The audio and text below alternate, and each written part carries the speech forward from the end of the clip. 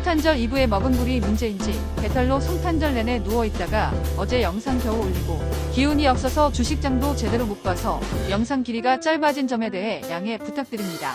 빅테크주가 일제히 하락했다. 브로드컴이 4일째 상승 중이다. 원달러 환율이 1,460원을 돌파했다. 야당이 한덕수 총리에 대해 탄핵 소추에 나섰다.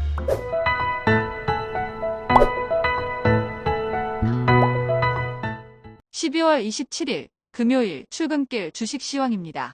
간밤 뉴욕 증시는 보합권에서 혼조세로 마감했다. 다우존스는 28.77포인트 상승한 43,325.8포인트로 마감했으며 S&P 500 지수는 2.45포인트 하락한 6,037.59, 나스닥은 10.77포인트 하락한 20,020.36포인트로 마감했다. 뉴욕 증시는 장 초반 국채금리의 상승세에 일제히 하락세로 출발했다가 낙폭을 만회하며 보합선에서 혼조세로 마감했다. 빅테크주는 애플을 제외하고 일제히 하락했는데 테슬라는 1% 후반대로 하락하고 아마존, 페이스북도 1% 가까이 하락했다. 엔비디아도 소폭 하락하고 TSMC, 암홀딩스는 1% 중반대로 하락한 가운데 브로드컴만 2% 넘게 급등하면서 필라델피아 반도체 지수는 강보합으로 마감했다. 전기차는 루시드를 제외하고 일제히 하락했는데 전일 급등했던 테슬라는 2% 가까이 하락한 반면 루시드는 3% 넘게 급등했다. 10년 만기 국채 수익률은 4.579%로 하락했고 2년 만기 국채 수익률도 4.332%로 상승했다. 원달러 환율은 1,469.2원으로 상승했고 서부텍사스 중진유는 배럴당 69.62달러로 하락했다. 비트코인은 96,000달러대 초반으로 하락했고 이더리움은 3,300달러 중반대로 하락했다. 전일 국내 증시는 일제히 하락했다. 코스피는 전일 대비 10.85포인트 하락한 2,429.67포인트로 마감했으며 코스닥은 4.47포인트 하락한 675.64포인트로 마감했다. 전일 뉴욕 증시는 상승세로 마감했지만 원달러 환율이 1,460원을 돌파하고 헌법재판관 임명을 둘러싸고 한덕수 권한대행과 야당인 민주당의 갈등이 깊어지며 조만간 한덕수 권한대행에 대한 탄핵이 예상되며 국내 증시는 약세로 마감했다.